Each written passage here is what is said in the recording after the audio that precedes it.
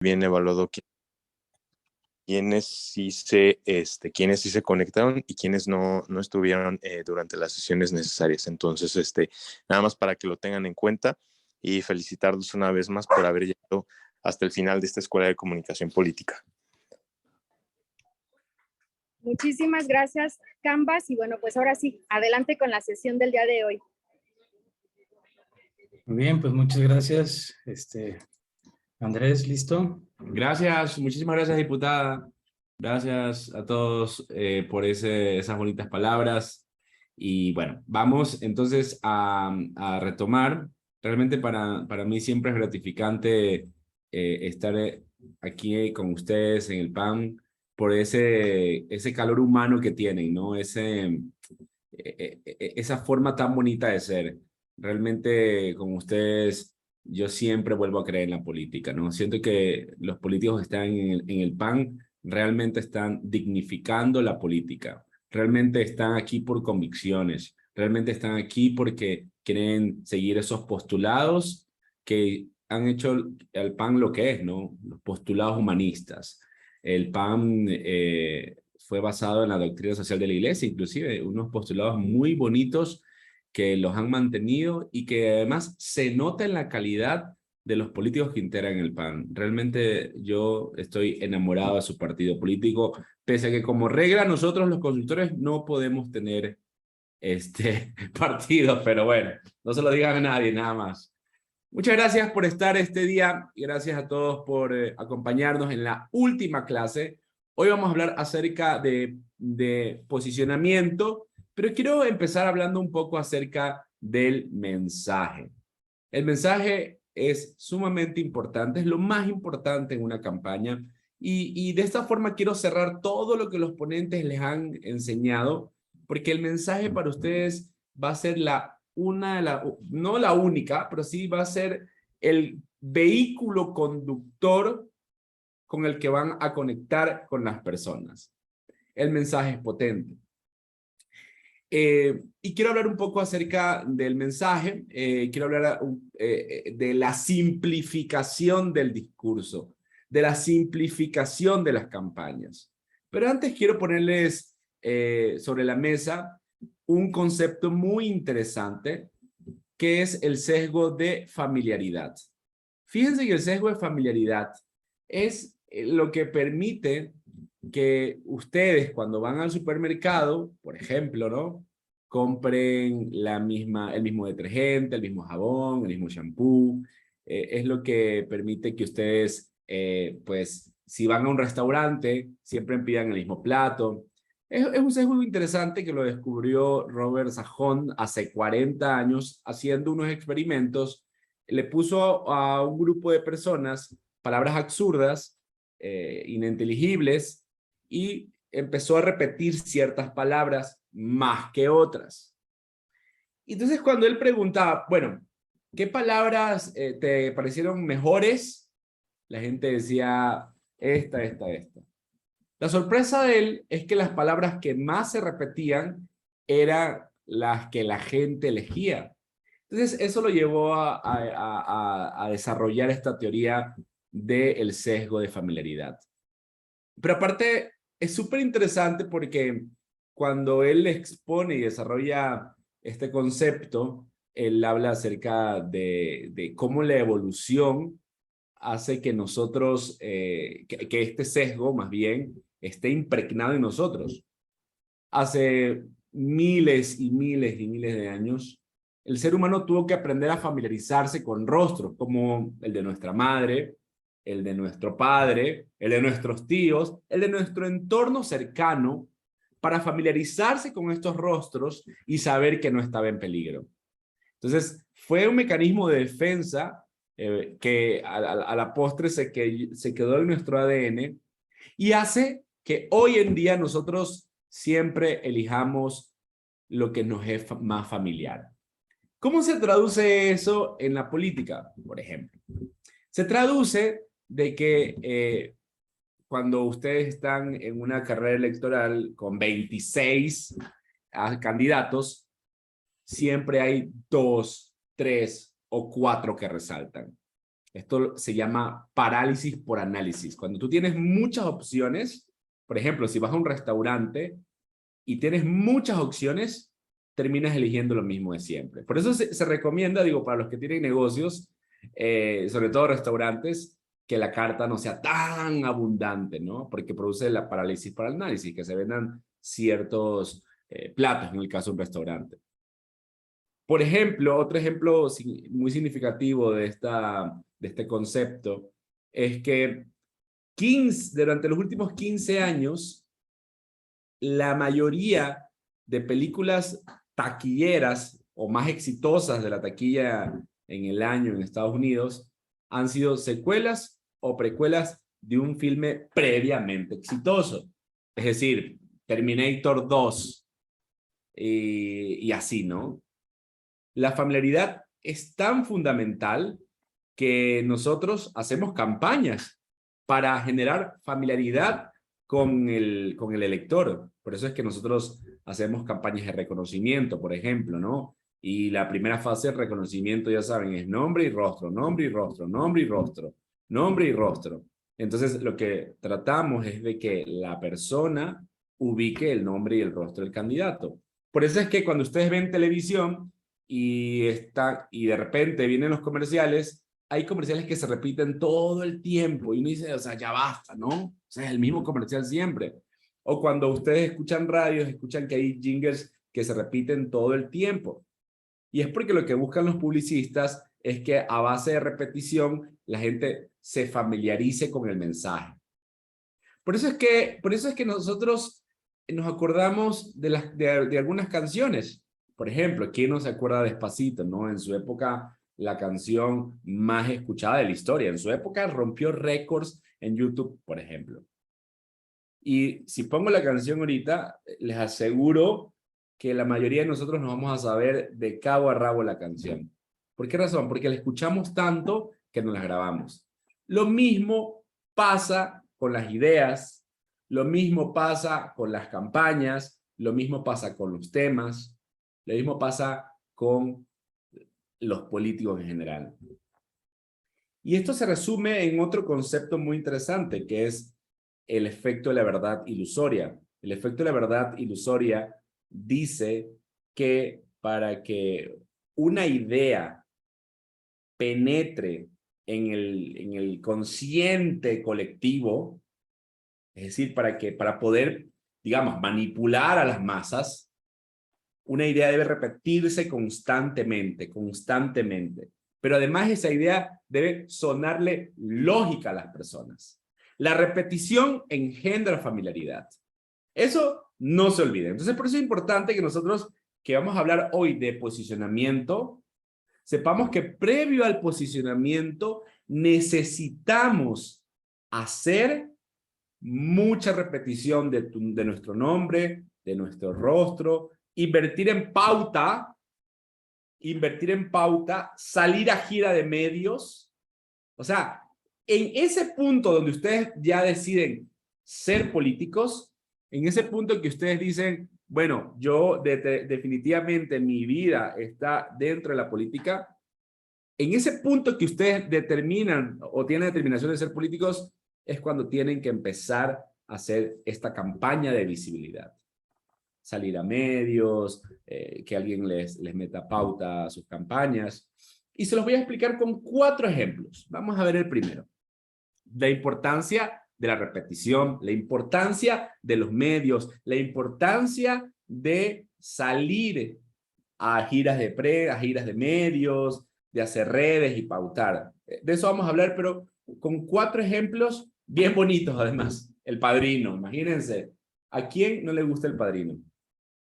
¿Se la han visto? ¿Todos se han visto El Padrino? ¿Cómo les ha parecido? ¿A quién le parece la mejor película de la historia del Padrino? Porque saben que El Padrino es la mejor película de la historia según varios análisis de expertos. A mí realmente no me gusta tanto. Yo prefiero más Goodfellas. Goodfellas o Buenos Muchachos es una película, me parece que está en Prime. Está súper chévere. Pero El Padrino tiene algo interesante. Y es que tiene una historia muy en particular. Si quieren profundizar más en la historia del Padrino, les recomiendo que se vean The Offer, que es una serie que está en Paramount Plus. Y entonces la serie cuenta acerca de Rudy, que era el productor del Padrino, y que este Rudy tuvo muchísimos problemas para filmar la película. Primero se metió la mafia. New York está compuesta por 5 familias, ¿no? 5 familias. Y una de las 5 familias, los Bonanno, se oponían rotundamente a que la película salga. Y en especial Joseph Bonanno, ¿no? Que fue la persona que encaró al productor Rudy y le dijo, no vas a grabar ni madres, porque aparte la mafia controlaba los sindicatos de la gente que recogía basura, de la gente del espectáculo, controlaban todo literal en esa época. Todavía siguen controlando una parte, ¿no? Pero dijeron, no vas a grabar. Entonces llegaron a un acuerdo económico, contrataron inclusive en el equipo del Padrino gente de la mafia, el productor se involucró con la mafia personalmente, con Joseph Bonanno. Entonces le dijeron al final, ¿sabes qué? Ok, está bien. Solo no pongas la palabra mafia y contrátanos a nosotros. Y así fue, ¿no? Pero esos detallitos que yo les cuento empezaron a salir a la prensa y empezó a hacerse un culebrón, una telenovela. Entonces se hablaba mucho de esta mezcla entre la vida real y la ficticia, ¿no? Cómo la mafia literal estaba metida en El Padrino. Que dicho sea de paso, fue una película que empezó como una de bajo presupuesto.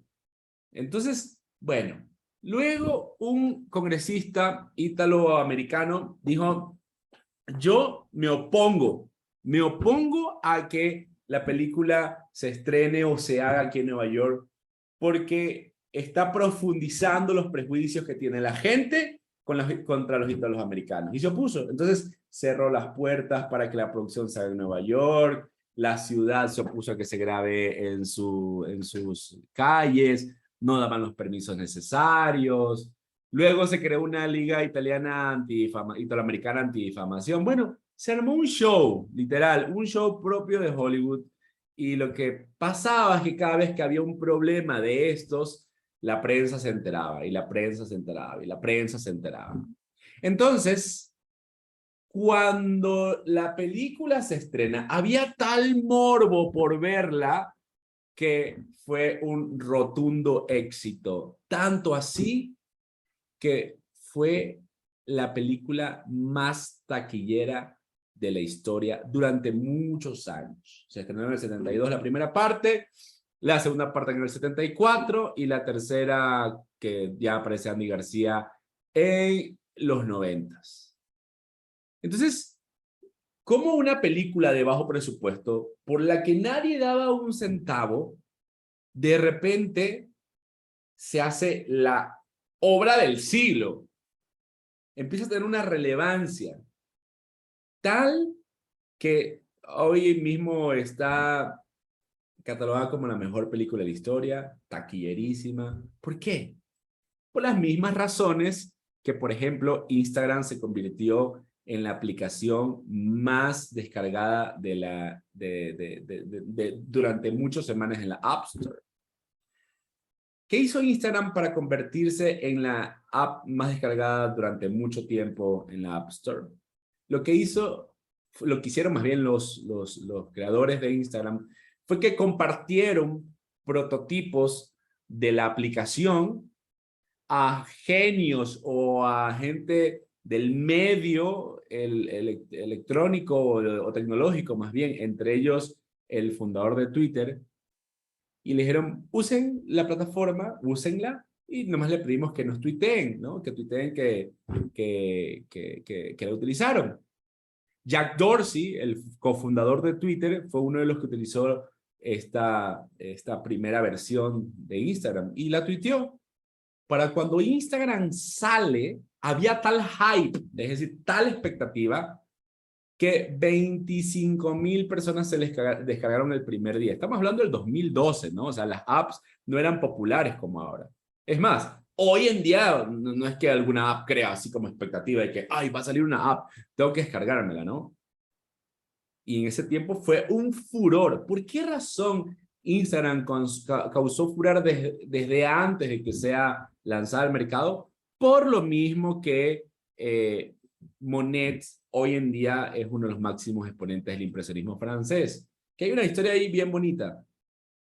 Y es que hace muchos años, en el siglo XVIII, había un pintor, Charlevoix se llamaba, o como se pronuncia en francés, empezó a, no catalogar, empezó como a coleccionar pinturas de diferentes artistas, amigos de él, o que le recomendaban, o que les parecían muy buenos.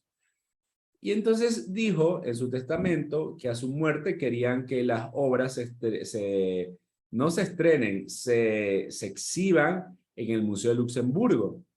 Él muere y el museo dijo como, o sea, ¿por qué yo voy a exhibir tus obras si la verdad es que quién eres tú en primer lugar? En segundo lugar, me cuesta dinero exhibir la obra de unos desconocidos. O sea, ¿por qué razón? Entonces hubo una batalla mediática, había noticias en los medios de la época, había dentro de la atmósfera del arte en París o de Europa, esto era el tema, no era el tema, era la novela. Entonces, cuando hace algunos años atrás, un investigador de Cornell examinó más de 12.000 pinturas en libros, enciclopedias, etcétera, encontró, imagínense lo que encontró, que los mismos pintores que este sujeto había coleccionado y había donado al Museo de Luxemburgo eran los que hoy más se repetían en cualquier catálogo de arte impresionista, que son 7. Es Monet, Manet, Sisley, Pizarro, Degas, Renoir, y me falta uno, Sisley, Pizarro, Degas, Monet, Manet, Renoir, y bueno, en fin, en total son 7 pintores que integran como el canon impresionista francés. Entonces, lo interesante del tema es, ¿por qué razón estos 7 pintores hoy en día siguen siendo tan relevantes? Porque, a ver, si uno va, yo no sé mucho de arte, pero si voy a un museo y veo un Monet, o veo un Renoir, o veo un Manet, o veo un Sisley, o un Pizarro, o un Degas, pues sí, como voy a decir, ah, mira, ahí está el cuadro de Monet, ah, mira, ahí están exhibiendo a Monet, o sea, ¿por qué razón, si no estoy familiarizado con el arte impresionista francés, por qué razón me suenan? Por la misma razón que la Mona Lisa hoy es famosa. Si alguien ha tenido la oportunidad de ir al Museo del Louvre y ver la Mona Lisa, se habrán dado cuenta pues que pues, uno dice, bueno, ¿por qué tanto revuelo? ¿No? Una figura pequeña, que la ve a gran distancia, una seguridad increíble, con mucha gente tomándose selfies, en algunos casos pues ni siquiera uno logra alcanzarse a tomar la foto, sin flash, con muchos requerimientos. ¿Por qué la Mona Lisa? Que es una pintura que tiene una perspectiva muy interesante, pero tampoco es que es la pintura, la mejor pintura del mundo. Estamos de acuerdo que no es la mejor pintura del mundo. Las Meninas son mucho mejores. Para mí, las Meninas son mucho mejores, están mucho mejor que la Gioconda o la Mona Lisa, pero 1000 veces. ¿Por qué razón las Meninas que están exhibidas en el Museo del Prado de Madrid no tienen tanta atención como, por ejemplo, si la tiene la Gioconda o la Mona Lisa? Porque la Mona Lisa tuvo una historia que generó tal morbo y tal excitación en las personas y en la prensa que hizo que hoy sea muy famosa. Y es que sabían que la Mona Lisa se hizo famosa a partir de la Primera Guerra Mundial. Se termina la Primera Guerra Mundial, se roban la Mona Lisa, la recuperan y la guardan y la exhiben en el Louvre con unas medidas de seguridad brutales. Todo ese proceso entre que se la robaron, la encontraron, entre que investigaban, todo eso generó prensa, generó morbo, generó titulares. Entonces, ¿eso qué hizo? Resonar en nuestras mentes. Nosotros ni siquiera vivíamos, pero en las mentes de nuestros ancestros, nuestros tatarabuelos, que había una pintura en París muy famosa de Leonardo da Vinci que se llamaba la Mona Lisa. Nunca la vieron. Pero luego vimos que la cultura popular nos metía por los ojos esa pintura y se fue haciendo muy famosa, sin ser la mejor, como El Padrino. A mí no me parece que El Padrino sea la mejor película. A mí no me parece que hay pintores franceses que son mucho mejor que algunos de los que integran el canon del expresionismo francés. Pero ¿por qué son los más conocidos sin ser los mejores? Esto es como con la música. Fíjense que se hizo un estudio donde se determinó que las canciones mejor producidas no necesariamente eran las más populares. Se dieron cuenta que las canciones más populares eran las que habían tenido mejor difusión que otras. Durante muchos años, los productores le pagaban a las radios, a los DJs, para que ellos reprodujeran las canciones que ellos producían, porque sabían que a mayor reproducción, mayor popularidad, en consecuencia, mayor venta de tickets. La repetición engendra familiaridad. Pero hay un caso que creo que es el caso cumbre de todos los ejemplos que les voy a poner, y es la campaña de Florentino Pérez. Me imagino que les gusta el fútbol, supongo que les gusta el Real Madrid, obviamente, ¿no? Si les gusta el Real Madrid como a mí, saben y conocen de los Galácticos, una época del Real Madrid brutal donde jugaba Beckham, Figo y una serie de estrellas que hicieron del Madrid un equipo de época.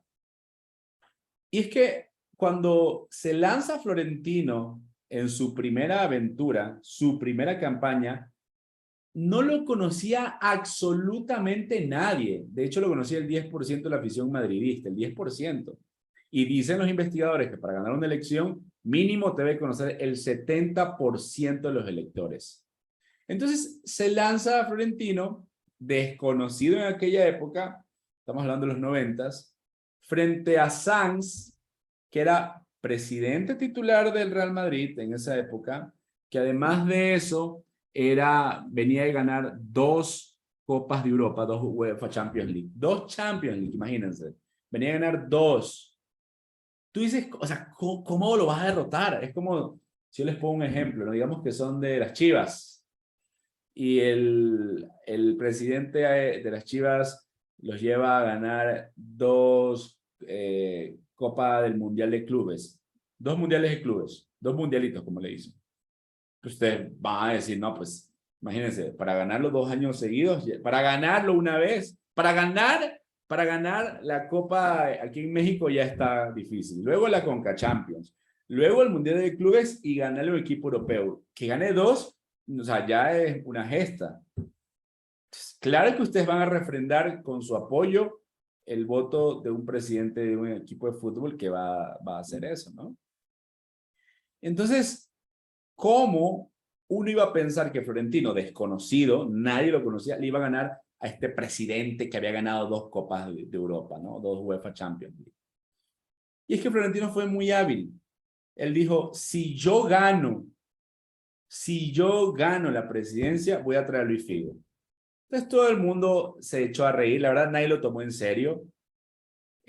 Fue objeto de burlas, pero no contaban con que Luis Figo no se sentía tan contento en el Barça y hizo declaraciones en las que pues dijo que podía dejar la puerta abierta a irse, porque Florentino le estaba ofreciendo le estaba ofreciendo una cantidad, para la época, la mayor cifra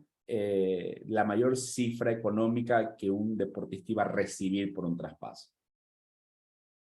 Entonces, se la pensó, hizo la declaración de que sí, puede ser que sí. Y después le dijeron que, oye, ¿cómo fue? ¿Cómo que siempre sí? No, bueno, se armó un escándalo. Y no que siempre no. Y después no que siempre sí. Y después no que siempre no. Bueno, esos cambios de opinión, lo que produjeron fue que la prensa europea, durante el verano, que es la fecha en que abren y cierran el mercado de fichajes en Europa, se lanzara encima de la noticia como una telenovela. Y ya saben lo que pasa cuando hay una telenovela, ¿no? Se escudriña todo al máximo. Entonces, fue como, a ver, había una cláusula, por ejemplo, millonaria. Era un precontrato que había firmado el representante de Luis Figo pero que finalmente no alcanzaba a Luis Figo, pero sí al representante. O sea, todo era un culebrón, todo era una novela, y así estuvieron meses y meses. ¿Quién se beneficiaba de esta telenovela? Florentino, porque mientras más la novela aparecía en los medios, el crecimiento del nombre, del rostro, del posicionamiento de Florentino subía como la espuma. Pasó en 3 meses de ser un desconocido a ser el presidente del Real Madrid, derrotando a Sanz. ¿Cómo lo logró? Sanz cometió primero un error estratégico, y es que mandó una cinta a todos los a todos los socios con derecho a voto, donde ponían la faceta más culeo, más del Barça, de Luis Figo. Luis Figo pintado el pelo con los colores del Barça, Luis Figo insultando al Madrid, imagínense lo que es eso, insultando al Madrid. Entonces lo mandan a todos los socios para que los socios digan, para que los socios se indignen, digan, no, a ver, este no va a venir para acá. ¿Qué creen que pasó? Todo lo contrario. Los socios dijeron, oye, mira, imagínate que se lo quitemos al Barça, imagínate la humillación que sería ver a Luis Figo jugando en el Real Madrid. Claro que hay que traerlo. Y esto me lleva a una pequeña idea, dentro de la idea secundaria que estoy hablando de la familiaridad, ¿no? Del poder de los medios para crear esa familiaridad. Quiero irme con una pequeña idea. La gente vota por ideas. Me atrevo a decirlo firme. La gente vota por ideas. La idea que ganó ahí fue, la gente dijo, no voto por Florentino. Dijo, quiero humillar al Barça. ¿Cómo lo hago? Hay que traer a Figo. ¿Qué había que hacer para que Figo venga? Traer a Florentino. Florentino fue tan astuto que dijo, si yo gano y no traigo a Figo, les pago a ustedes su anualidad. A todos los socios se las pago, un hombre millonario además. La gente vota por ideas. ¿Por qué en Chile se le va a votar un montón de personas en la última elección? De hecho, fue una de las participaciones electorales más históricas, porque la gente no quería que gane la derecha. ¿Por qué en Colombia ganó Petro y rompió récord de electores? Porque la gente quería un cambio, un nuevo rumbo, una nueva dirección. No tanto por Petro, sino por la idea que representaba Petro, por la idealización que representaba este personaje. La gente vota por ideas. Sí, el voto es emocional, por supuesto, ¿no? El voto es emocional, eso estamos de acuerdo, pero evidentemente hay que empujar esa emocionalidad. Y finalmente, las campañas, en esta pequeña idea que estoy tratando de trasladárselas, las campañas siempre tienen un frame que ya está instalado además en la sociedad. Hoy la economía es el frame. Yo diría que la economía es el frame mundial. La pandemia, la posterior guerra, la recesión, ha hecho pues que muchas familias no tengan la soltura económica de antes. Probablemente en México sea la economía, probablemente sea la seguridad, probablemente sea la salud pública. Todo varía, ¿no? Además, por ejemplo, cada ciudad, cada estado tiene sus propios problemas. Pero siempre hay una idea, una narrativa dominante. Y si tú sabes acomodarte en esa narrativa dominante, vas a ganar la elección, sin duda alguna. Y me preguntaban, oye Andrés, ¿cómo hacemos si tenemos mala imagen? Si yo tengo mala imagen y me quiero relanzar. Yo le digo, a ver, hay un montón de casos a nivel mundial de presidentes, ni siquiera le hablo de alcaldes, no, de presidentes, que es más grave todavía, que han tenido terribles primeras gestiones, se han lanzado y han ganado. Goni Sánchez de Loza en Bolivia, Alan García en Perú, y podría seguir. Entonces, claro que hay reposicionamientos, pero la importancia para reposicionarse es poder dar con esa idea dominante, con esa narrativa dominante e insertar nuestro mensaje en esa narrativa dominante. Y para encontrarla, pues hay que investigar. Bueno, esa idea ya la cierro porque me interesa seguir en la línea del posicionamiento, que es la clase de hoy. Entonces, si se dieron cuenta, ¿qué tienen en común Florentino, la Mona Lisa, Monet, Instagram y El Padrino? Es que recibieron mucha atención de la prensa antes de llegar a ser lo que son. De ahí la importancia de que los contenidos son muy importantes, definitivamente. Si yo hoy agarro y empiezo a hacer TikToks que estén súper chéveres, se vean muy nuevos, muy espontáneos, muy naturales, es importante. Pero si yo soy un desconocido, no importa el contenido que haga porque nadie lo va a ver. Va a necesitar constancia, buenos contenidos, hacer muchos trends. En algún punto mi contenido se va a hacer viral. Porque tan importante como el contenido son los medios de distribución. Y no hablo solo con las redes, que sí, es lo de hoy, pero hablo con tener la prensa de tu lado, hablo con tener un buen RP que te haga una buena gira de medios, hablo con tener un buen mix de medios. Es cierto que las redes sociales es lo más económico. Tú pagas 2,000 pesos en Facebook y puedes pautar un montón. Tú vas a Televisa con esos 2,000 pesos, se te ríen. Se te ríen. O sea, van a decir, oye, flaco, ¿qué haces? ¿Qué haces? O sea, no te alcanza ni para una mención en un programa de las 3 de la mañana. Entonces, claro que es importante las redes sociales, pero también es importante los medios de comunicación tradicionales, sobre todo para generar la repetición, ¿no? Sobre todo para que la gente nos conozca, porque la tele, la radio y la prensa no dejan de ser los medios masivos por excelencia. Entonces, en esta fase de reconocimiento que precede al posicionamiento, yo debo darme a conocer y debo utilizar todo lo que esté a mi alcance para hacerlo. No solo se trata de hacer buenos contenidos, ojo, se trata de tener buena distribución. Por ejemplo, yo estoy trabajando en una campaña y en esa campaña estamos haciendo contenidos. Tengo un equipo de 12 personas solo en la campaña trabajando para contenidos. Es contenido. Todo el tiempo es contenidos. De verdad, hacemos un TikTok al día, imagínense. Y chévere además, ¿eh? No les hablo de contenidos chafas, chévere. Tampoco les hablo de contenidos sobreproducidos. Porque lo de hoy ya no es sobreproducir los contenidos ¿cómo se llama?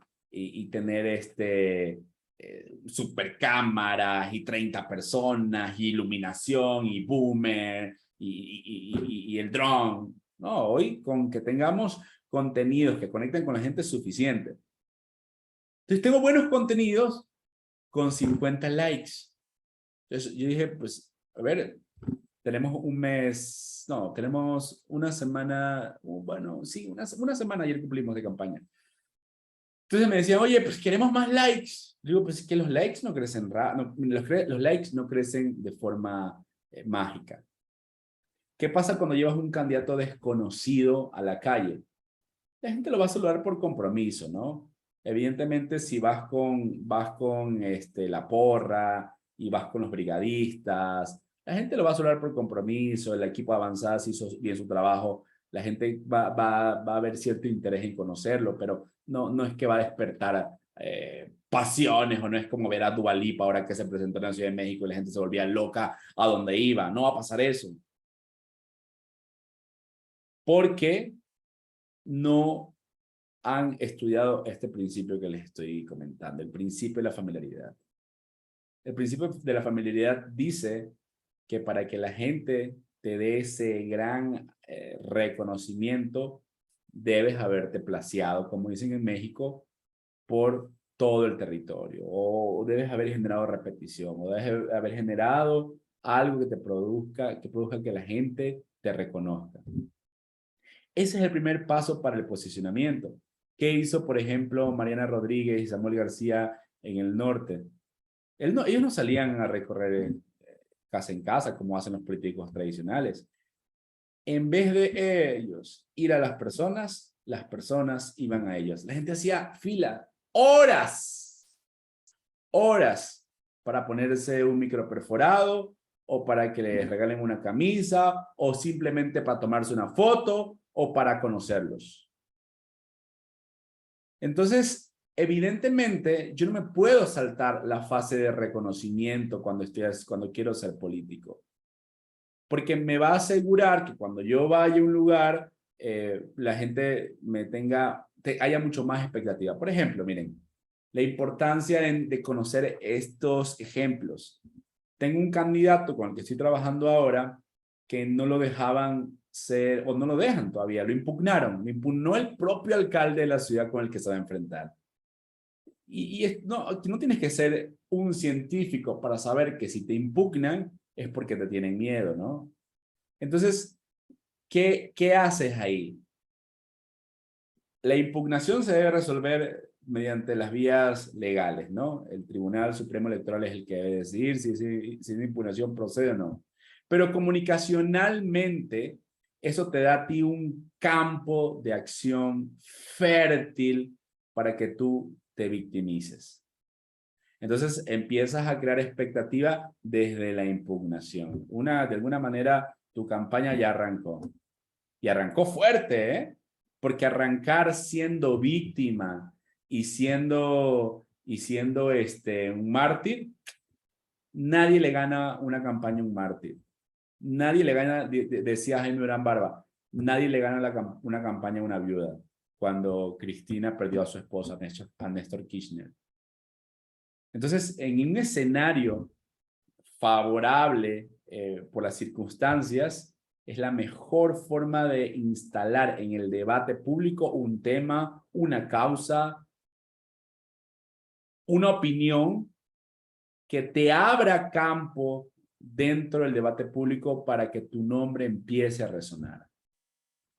Para los jóvenes políticos antes era más fácil porque hacías cuadros y básicamente pues era el dedazo el que imperaba en la elección de dignidades, de candidatos más bien. Hoy no, hoy en la mayoría de partidos están definiendo encuestas, en la mayoría de los países se está extendiendo la idea de hacer primarias para evitar las divisiones de los partidos en el poder, por ejemplo. Entonces, para los políticos jóvenes, que aquí deben haber algunos, es imperante llevar la campaña en estas dos vías. Primero, el reconocimiento y luego el posicionamiento. Vamos a hablar del posicionamiento más adelante. Pero quiero antes presentarle a los laterales. La campaña lateral es un concepto nuevo que se ha extendido en toda Latinoamérica sobre cómo se llevan las campañas. Las campañas tienen dos vertientes, la campaña A y la campaña B. La campaña A es todo lo oficial, es decir, es la cuenta oficial del candidato, es los colores institucionales, todo lo oficial. Y la campaña B no, la campaña B es todo lo alterno, todo lo lateral, todo lo que sin duda alguna ayuda a validar el mensaje, ayuda a validar al personaje, el discurso, pero que no pertenece al oficial. La campaña A y la campaña B. La campaña A sería, si yo fuera candidato, mi página, ¿no? andreselías.com. Y la campaña B sería, por ejemplo, en este caso, algo así como amigos de Andrés Elías, ¿saben? Perdón por ser autorreferencial, pero sería algo así la campaña A y la campaña B. En Durango, donde participé y ganamos, por cierto, una elección complicadísima, muy difícil, y que nos tomó, pues, mucho trabajo. Me mandaron a vivir ahí. Yo tuve que ir a vivir allá, porque si no, no había otra forma de poder manejar esa campaña. Descubrí que habían personas, yo ya lo intuía, ¿no? Porque a mí de repente me contrataban solo para hacer campaña de contraste, por ejemplo, pero yo no estaba en los war rooms, sino que me pagaba un empresario, un amigo, etcétera, no alguien X, no sé. Entonces yo intuía que pues, sí habían campañas paralelas, pero que evidentemente la campaña era la que imperaba, ¿no? La campaña oficial. O la campaña B también, pues finalmente hacías un combo A y B. Pero entonces descubrí que alguien, por ejemplo, que quería ser buena onda y apoyar al candidato, lo ayudaba haciendo campaña, creando su propia causa o su propio nombre y su propio grupo. Y entonces empezaron a haber muchas campañas paralelas. A nosotros nos tocó intervenir campaña por campaña. Imagínense, intervenir. Campañas, y no les digo campañas costosas, no, les digo campañas en redes sociales, algunas en territorio, pero que la gente voluntariamente lo hacía porque quería que el candidato gane. Entonces nos tocó identificar todas esas campañas y nos tocó intervenirlas y decirles, hey, espérense, el mensaje es este. Hagan lo que quieran, pero el mensaje es este, ¿no? Entonces, a mí me gustó un concepto que escuché de la campaña de Boric de Chile. Ellos hablan de la campaña descentralizada, ¿no? Que la campaña, el comando central de campaña producía las piezas, producía el concepto rector, el concepto central de comunicación, y había muchísima gente que hacía sus propios contenidos, que eran prosumers, es decir, producían sus contenidos para la campaña de forma gratis y además de forma voluntaria, lo cual ahorraba mucho dinero a la campaña y además se veía el apoyo ciudadano y se generaba esa percepción de que Boric estaba en todos lados. Había una campaña que tanto recuerdo que se llamaba Miopes por Boric y los visuales eran increíbles porque eran, sí, para ponerse los anteojos. Entonces yo dije, ya que inicié mi siguiente campaña, que es en la que estoy ahora, ¿por qué razón, en vez de intervenir, identificar y hacer un scouting de todas las campañas que hay, por qué no las creo yo? Y descubrí este concepto de las campañas laterales. Porque obviamente la campaña de la pareja la podemos intervenir, la podemos controlar sin ser demasiado invasivos, pero ¿por qué yo no creo la campaña ciudadana, la campaña de activismo, la campaña sin candidatos? ¿Por qué yo no creo todas estas vertientes? Hasta donde toque, ¿no? Porque de repente no hay tanta gente, hagan de cuenta, ¿no? O de repente no hay dinero como para hacer múltiples campañas. Lo interesante de las múltiples campañas es que controlas el mensaje, controlas el discurso, controlas el posicionamiento, pero cada campaña la puedes segmentar a un determinado público. Eso es lo que más me encanta. La campaña sin candidato, por ejemplo, una causa en particular, o una ONG que crees, la puedes segmentar a los ambientalistas. La campaña de activismo digital, ¿no? Activistas por Andrés, si fui yo por el candidato, la centramos en jóvenes nomás. La campaña de jóvenes la centramos en universitarios. Y es lo interesante porque yo me di cuenta que las campañas tienen un gran tope. Y es que ustedes se han dado cuenta que la mayoría de personas que le dan like a sus páginas son los mismos de siempre. Son los mismos de siempre. Siempre son 100 likes, si es un acto de campaña, 300 si es una foto con la novia y 400 si es una foto donde está la novia, un niño en un evento muy personal. Porque lo personal vende definitivamente, ¿no? Entonces, me di cuenta que en la campaña A estaban los mismos porque eran militantes, círculo rojo, partidarios, voto duro, gente con la que había estado familiarizado con el candidato o la candidata. Pero esto no se trata de conquistar el voto duro. Los votantes que ganan elecciones son el votante switcher, los indecisos, los que no manifiestan identidad partidista. Los que dicen,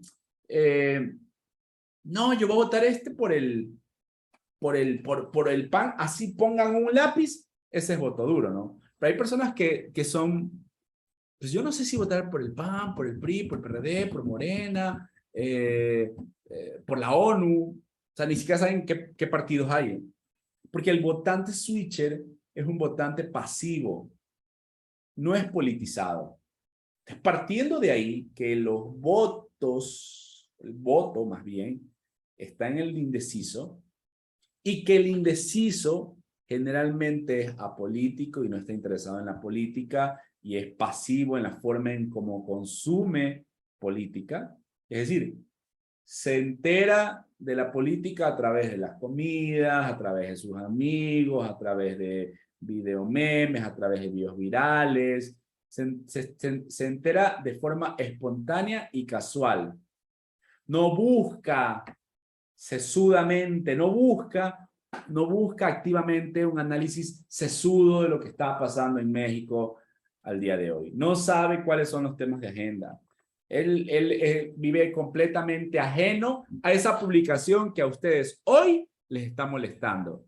El votante pasivo le da igual, le vale un cacahuate lo que esté pasando. Él está hoy preocupado por si van a comer o no, si va a llover o no, si va a mantener su trabajo o no. Son otros temas los que les preocupan. Entonces, ese político que no es politizado y que es más, le repele la política, nosotros generalmente queremos llegar a él haciendo política, literal. Entonces, hemos convertido las campañas digitales en literal la campaña para fidelizar el voto duro. O sea, la gente que va a votar por nosotros sí o sí. Y es todo lo contrario.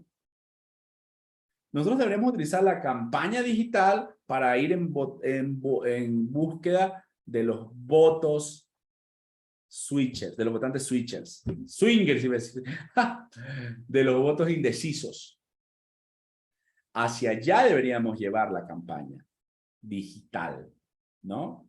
Entonces, entendiendo que uno tiene que mostrar músculo, ¿no? En esa política tradicional donde los meetings son preponderantes y mostrar apoyo y la sensación y la percepción de ayuda, que la entiendo completamente. La campaña B, que es la campaña alterna, la campaña lateral, me sirve justamente para despolitizar la campaña y para llegar a públicos que de otra forma no llegaría. La campaña B. Y la campaña A, yo hoy les propongo otra forma de hacer campaña. La campaña de los videos sobreproducidos, del branding extremo, de los logos demasiado visibles o demasiado... quisiera utilizar otra palabra más que visibles, pero esa época de las campañas muy brandeadas ha terminado. Ha terminado, le pongo hoy fecha de muerte. Hace un par de semanas se celebró el Día de los Abuelos. Yo le dije a mi equipo, quiero la foto en crudo del candidato y los abuelos. Quiero la foto en crudo. Crudo significa ni una pinche logo, por favor. Nada, cero. No quiero logos. Bueno, la project manager descuidadísima, al día siguiente hizo todo lo contrario a lo que le dije. Le costó el puesto, lamentablemente, ¿no? Porque evidentemente si una persona no entiende lo que es crudo, quiere decir que no está en el mismo lenguaje de nosotros. Entonces, ya saben lo que dicen, equivócate rápido, equivócate barato. Si una persona en el equipo no es la adecuada, pues reemplázala por alguien que sea la adecuada. La clave del funcionamiento de los equipos es que estén las personas adecuadas y haya densidad de talento, más que cantidad y volumen de personas. Entonces, yo les dije, cuando veo la foto brandeadísima, la foto del candidato y la abuela, brandeadísima, la mandé a quitar de inmediato y regañé a todo el equipo. Porque les digo, chicos, a ver, esto es un shampoo. El shampoo tiene claims. Un claims es el beneficio del producto, ¿no? Te libera la caspa, te hace rizos, te cuida el cabello, etcétera, ¿no? Entonces, para que el producto se venda, necesita un empaque. Entonces, lo empaquetamos y ponemos los claims. Y como es un producto, ¿sí? No es un ser humano, para yo promoverlo en redes sociales, le pongo branding por todos lados para que la gente se acuerde de comprar mi shampoo y le pongo los claims al visual. O sea, lo lleno de cosas. Nosotros no somos un producto. El político no es un producto. El político es un humano y tú tienes la misión de humanizarlo y quitarle las capas de política encima. Hoy la política ya no vende más. Hoy la política, como la entendemos, política ya no vende más. Evidentemente hay países politizados o en extremo llenos de ideología. No digo que la ideología ha muerto, en lo absoluto, porque la ideología es consustancial del ser humano. Digo que la política ya no vende más. Yo no soy un producto. Tengo que humanizar. Quítenle, le dije al equipo, todas esas capas y esos filtros de diseño a la abuelita y por favor muestren la foto en crudo. Que se vean ellos dos, que parezca espontáneo, que parezca natural, como tú o como yo lo haría en sus redes sociales. Ese es el éxito hoy de las campañas. Las campañas crudas, las campañas espontáneas. La gente quiere rostros frescos, discursos nuevos. Quiere ver al político en contexto. Hoy TikTok ha cambiado la forma en que comunicamos. Ha cambiado la forma en que las canciones se hacen populares. Primero se hacen populares en TikTok, luego en Spotify, luego en las radios y luego todo el mundo las escucha. Hoy TikTok le ha agregado a la política una escaleta vertiginosa, un humanismo que no habíamos visto nunca. Le ha agregado nuevas dosis, le ha revitalizado la política. Créanmelo, la política es lamentablemente entretenimiento. Siempre lo ha sido así. Mira, a ver, o sea, ¿qué se acuerdan de los dichos de los últimos 3 presidentes? ¿Se acuerdan el show? ¿Saben lo que la gente se acuerda cuando yo hablo de Bill Clinton? Y hoy les voy a hacer esa prueba. ¿Saben lo que la gente se acuerda cuando yo hablo les pregunto qué se acuerdan de Donald Trump? Hoy les voy a hacer la prueba. La gente no se acuerda, él fue el que aplicó esta ley o el que desarrolló esta propuesta. La gente no se acuerda de la política, se acuerda del show. Lamentablemente hoy la política es más entretenimiento que nada. Entonces, claro, para evitar caer en la banalización del discurso, en mis campañas, yo lo que hago son etapas, ¿no? Una etapa de humanización, una etapa donde ya inserto el mensaje que la gente necesita o quiere o debe escuchar, y siempre alternado con frescura. Las personas que hablamos en público nos recomiendan que cada cierto tiempo contemos una historia. Una anécdota, un chiste. Como yo no soy chistoso, yo cuento anécdotas, historias. ¿Por qué? Porque refresco la charla, ¿no? Entonces yo los voy perdiendo casi todo el tiempo ustedes. Y pues se ponen con el celular. ¿Sabían que revisamos de cada 3 a 5 minutos el celular? Lo revisamos.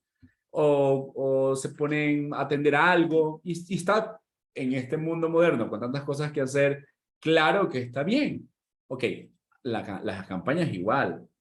Nosotros estamos compitiendo por la atención de las personas. Y las personas tienen un montón de cosas que hacer, pero un montón de cosas que hacer. Aparte, yo no compito contra Morena, ni contra el PRI, ni contra el PRD, ni contra el Partido Verde por la atención. Yo compito con Netflix, compito contra Spotify, compito con esos monstruos, pero yo tengo una ventaja. Y es que Spotify no puede tomarse un selfie y dice, oye, estoy aquí con mi partido hermoso, el PAN, capacitándome. No puede hacer porque Netflix, ¿qué es? Es una plataforma de video on demand. Pero ustedes sí, yo también. Yo sí me puedo humanizar. Yo sí puedo decir, aquí estoy en una clase chéverísima, junto con mis amigos del PAN. Y eso es lo que nosotros le tenemos que sacar partido. No podemos empaquetar a nuestro candidato y no podemos cubrirlo de logos y no podemos cubrirlo de edición y no podemos cubrirlo de esa sobreproducción que genera una distancia innecesaria con la gente. Porque la gente ha cambiado su forma en cómo consume la información. La información hoy es cada vez más rápida. Miren estas estadísticas, o estas no estadísticas, estas cifras. 240 caracteres para Twitter, 60 segundos una historia, 15 segundos una historia, 60 segundos un reel, 7 segundos un Vine, 60 segundos en Snapchat podrían hacer un video. Entonces, hoy todo es rápido, ¿no? Hoy estaba viendo un video de 1 minuto y eso ya se me hacía eterno, y eso que el mensaje estaba bueno. Hay pequeñas cápsulas de Brian Tracy, que es un famoso un famoso conferencista no, personal trainer, es un famoso conferencista de desarrollo personal. Entonces alguien se descargó videos en blanco y negro, literal, de los años 70, yo no sé cuándo son, se llama Brian Tracy, y tuvo la genial idea de agarrar, al parecer son como cursos. Brian Tracy, acuérdense, búsquenlo en TikTok. Alguien tuvo la genial idea, no sé quién sabe si lo encontró en YouTube, no sé, pero acabó haciendo clips de Brian Tracy de 30 segundos. Éxito, se volvió un éxito, es tendencia. Brian Tracy hoy está vivo todavía, ¿no? Se ha revitalizado ese señor. Entonces, resumiendo un poco de esta etapa de la importancia de la exposición, de la importancia de la repetición del mensaje, la importancia de la repetición del nombre, el rostro, la importancia de la instalación del atributo, inclusive para que ya se dé el posicionamiento, ya le debemos conferir un producto, un atributo al cliente. Pero eso vamos a hablar más adelante. Hoy quiero cerrar esta parte hablándoles el resumen de la importancia de la repetición para generar familiaridad. Pero también teniendo en cuenta que hoy los contenidos han cambiado y que es la humanización lo que vende, que son los contenidos espontáneos lo de hoy, que son los contenidos orgánicos lo que más la gente aprecia. Porque la gente no quiere que le comunique un político. Mucha gente escucha político y se repele. Hoy la política y los políticos ocupan lamentablemente las últimas posiciones de confiabilidad en las personas. Pero hemos existido los últimos 4000 años de civilización. Desde los senadores romanos hasta el día de hoy, los políticos no van a dejar de existir porque han sabido actualizarse. Entonces, hoy les estoy trayendo esa actualización. ¿Cuál es? Humanizarse. Ser un sujeto normal. Mientras les hablas de política, te muestras como tú eres. Me decía una señora ayer, oye, pero es que yo tengo hijos y me da mucha pena y mis hijos y es que la inseguridad, yo digo, es que no se trata de tus hijos. Anda, mira lo que está haciendo Marcelo Ebrard en TikTok. Les puede gustar o no Marcelo Ebrard, pero está haciendo unos contenidos brutales en TikTok, ¿eh? Y independientemente, y hablándolo de forma técnica, independientemente de si nos guste él o no, o el partido que sea, échense un vistazo por la cuenta de él. Hoy, para mí, es de los políticos que mejor está moviendo las redes. Y eso, que yo lo veía y decía, no, pues qué hombre tan parco, no tiene carisma. Y yo no veo a sus hijos ahí. No se trata de los hijos, no se trata de mostrar al esposo, que si sale, mucho mejor, de verdad, claro está. Pero no es un impedimento. Lo que se trata es de humanizarme yo, de hacer contenidos que la gente sienta que está viendo a su influencer favorito. Y no hablo con caer en el ridículo, ¿eh? En lo absoluto. Yo saco un TikTok diario y jamás he bailado, o sea, mi cliente jamás ha bailado, jamás ha hecho el ridículo. Hemos tenido videos inspiradores, videos aspiracionales, videos que conectan con las tendencias del momento, pero jamás un ridículo. El pensamiento que la gente asocia TikToks con ridículos es porque no conocen TikTok.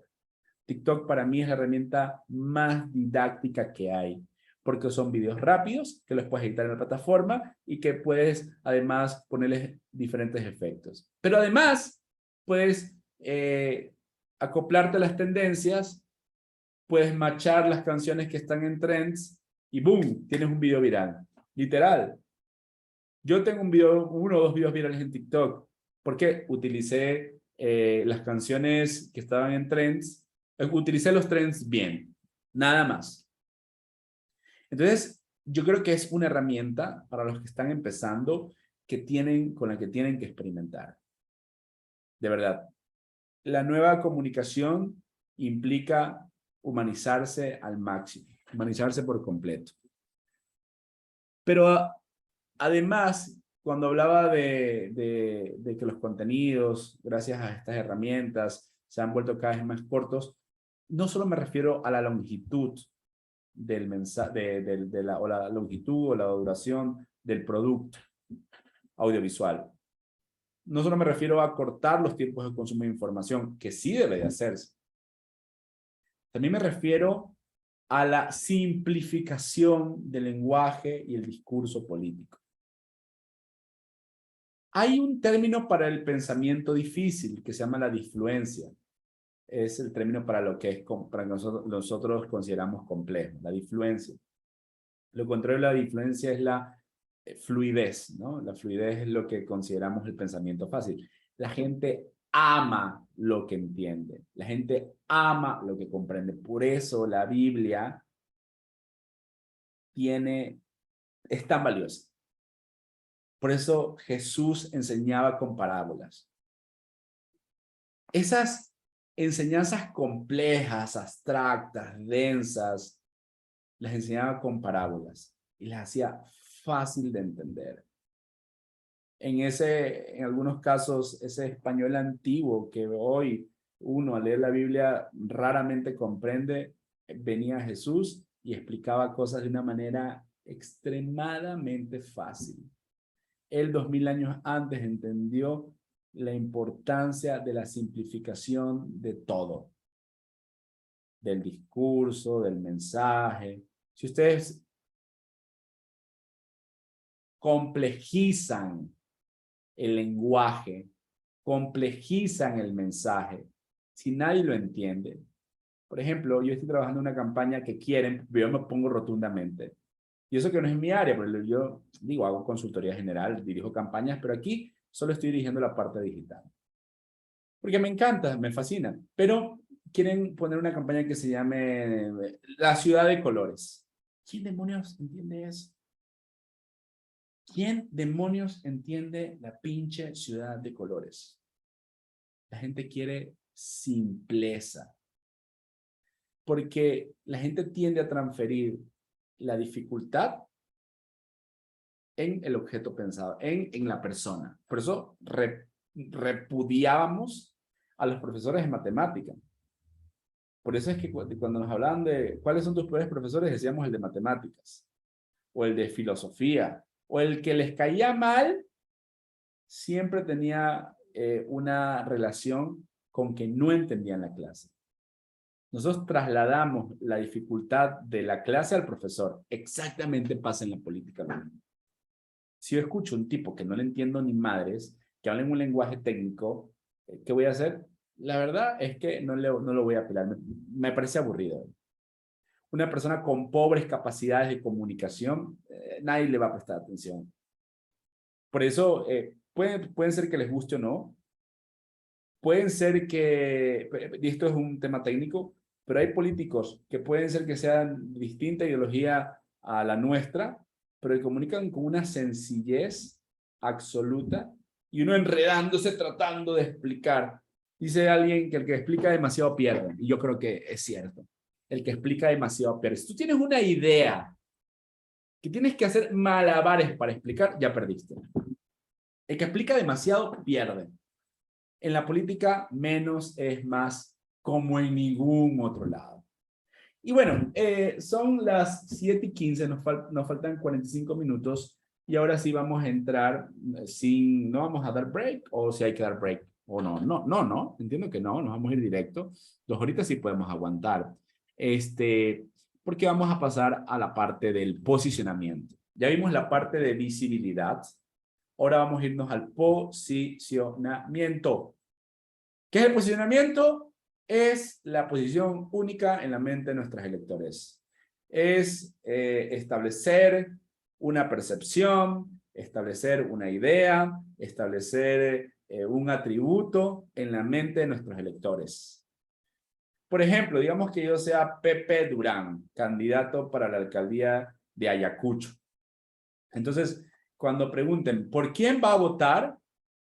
Ah, por Pepe Durán. Eso es reconocimiento, porque lo conozco, ¿no? Entonces, eso entra en lo que había explicado en toda la clase anterior. Pero cuando pregunten, ¿por qué va a votar por Pepe Durán? Y si la gente dice, no, no sé, la verdad no tengo ni idea, quiere decir que no hay profundidad de imagen. Yo le voy a explicar eso. Si la gente dice, ah, voy a votar por Pepe Durán porque me parece una persona muy sensata, se ve que piensa bien, quiere decir que hay profundidad de imagen. Porque la imagen pública, la imagen del político tiene dos momentos. Primer momento, el reconocimiento, es decir, me conocen. Me conocen, saben cómo me llamo, saben cómo es mi cara, y eso me sirve para cuando me pregunten, ¿por qué va a votar? Por Pepe Durán. Recuerden que mínimo para ganar una elección tienen que tener un 70% de reconocimiento. La segunda parte de la imagen pública, la segunda fase, es la profundidad de imagen.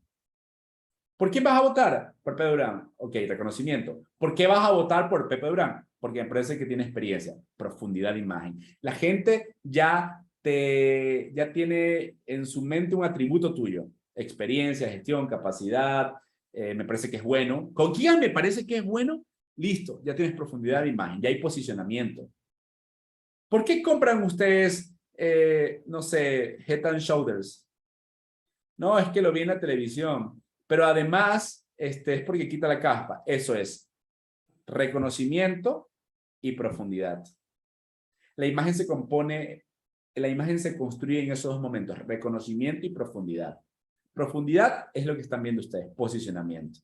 Reconocimiento es todo lo que hablé, repetir incansablemente mi nombre, mi rostro, meter pauta en redes sociales, visitar medios, instalar un tema en la agenda pública para que me haga conocido. Posicionamiento es, además del nombre y el rostro, tomar una causa. Además del nombre y el rostro, asumir una postura sobre un tema. Además del nombre y el rostro, proponer o hacer una propuesta que sea además, que tenga alto consenso, ¿no? No va a ser una propuesta que a nadie le guste, ¿no? Además del nombre y el rostro, conferirle un atributo a mi imagen. Y ahí está la clave. Porque si bien es cierto, tú puedes abrazar una causa, si bien es cierto, tú puedes proponer un tema, si bien es cierto, tú puedes instalar algún tema en la agenda pública, el atributo es lo que va a hacer que las personas te recuerden más allá de la causa, el tema y la propuesta, el atributo. Entonces, puede ser que seas una gran líder feminista, por ejemplo, o que abanderes el tema de la causa provida, o que abanderes algún tipo de tema en particular. Nosotros conocemos en la familia una amiga de la familia que abandera todo lo que tiene que ver con la causa de no consumir alcohol mientras se maneja, por ejemplo, ¿no? Y es activista, ¿no? Porque ya tuvo un familiar que lamentablemente murió en un accidente de tránsito. Pero cuando piensas en la activista, tú dices, es que sabes que me gusta porque es aguerrida. La profundidad, el atributo traspasa al candidato, lo atraviesa, es transversal, eso me encanta. Porque finalmente la causa, digamos, una causa que esté hoy en boga, lo voy a decir como a grandes rasgos, ¿no? Hoy el feminismo, de hecho hay una gran marcha hoy día en la Ciudad de México. Hace 30 años era en Estados Unidos el derecho de, no sé, era la libertad de las causas civiles, ¿no? Que los negros se integren o los afroamericanos se integren a la vida. Las causas pasan, el atributo permanece. Las cosas son muy efímeras, los temas también, las propuestas también. Son buenas para posicionarse, por supuesto, pero el atributo para mí es poderoso. El atributo es poderoso. Entonces, ¿qué es el atributo? Es dotar a mi imagen pública de una característica en particular. Puede ser experiencia, gestión, logros, resultados, sabiduría, sapiencia, no lo sé, lo que sea. Ustedes piensen en ustedes. ¿Cómo la gente los conoce a ustedes? O sea, ¿cuál es el atributo que tienen ustedes según la gente? Es una pregunta para que ustedes la analicen, ¿no? Para que ustedes en el interior. Pero si yo digo Adriana Vega, Aide Ángeles o Álvaro Luna, ¿qué es lo primero que creen que se le viene a la mente la gente cuando escucha su nombre? No me lo digan, ¿no? Piénsenlo nada más. Entonces, yo como político tengo que tener un atributo, tengo que instalarlo, tengo que decirlo, tengo que mostrarlo. Por eso el storytelling es tan valioso al momento de narrar mi vida. Por eso es importante, si yo quiero instalarme un atributo, por ejemplo, de lucha, contar mi storytelling y en ese storytelling ir metiendo historias de cómo fui desde chiquito, luchando contra las injusticias, etcétera, ¿no? Para mí las campañas son como un gran guión y cuando me toca desarrollarlas, yo hago yo estoy hace años, por suerte, por cosas de la vida,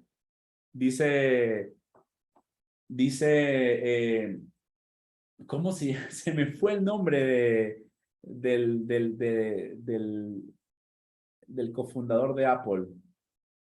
A ver, ¿quién me ayuda? ¿Cómo se llama el cofundador de Apple? Steve Jobs. Steve Jobs dice en un discurso de Stanford que a veces tú no entiendes lo que hoy te ocurre en la vida. A veces tú no entiendes por qué razón hoy te estás separando de tu esposo, de tu esposa, de tu novio, por qué tus hijos no te hablan, por qué tu hija es malcriada contigo, por qué hay separaciones, por qué hay enfermedades, por qué hay situaciones negativas en tu vida. A veces tú no entiendes por qué cometiste torpezas o errores. Él lo dice así, como profético, de verdad, parece un profeta. Él dice, solo cuando camines más adelante y superes tu problema el día de hoy, vas a poder entender por qué te pasó eso en la vida. ¿Por qué ese hueco en el que estás metido hoy en día? ¿Por qué sucedió en ese momento? Las cosas cobran sentido siempre en el siguiente paso. Entonces, está bien chistoso porque fíjense que ahora que me dedico a la consultoría política, entiendo claramente por qué me ha encantado escribir. De hecho, tengo un libro, por favor, cómprenlo, no sean malitos. Se llama Campañando. Si lo ven estaba en el sótano, pero si lo ven ahí, si me ven en alguna conferencia, me piden el libro. Vale 300 pesos si me ven en una conferencia. Ya si quieren que esto les envíe 350 pesos. Entonces estudié guión y el guión te enseña a hacer arcos narrativos, ¿no? Entonces cuando tú desarrollas una campaña y tienes además mucho tiempo, tú puedes claramente desarrollar arcos narrativos en la campaña. Yo lo hice ahora con un candidato y siempre lo hago. Siempre busco una evolución en la imagen, una evolución en el discurso, una evolución en la campaña. La campaña debe evolucionar, no puede irse en línea recta porque el efecto sorpresa se desvanece y no queremos eso. Queremos que el efecto sorpresa siempre esté ahí presente porque ya saben contra quién competimos por la atención de las personas, ¿no? No contra el PRD. No, competimos con Netflix, contra Spotify, contra YouTube. Entonces, hay que mantener la atención de las personas.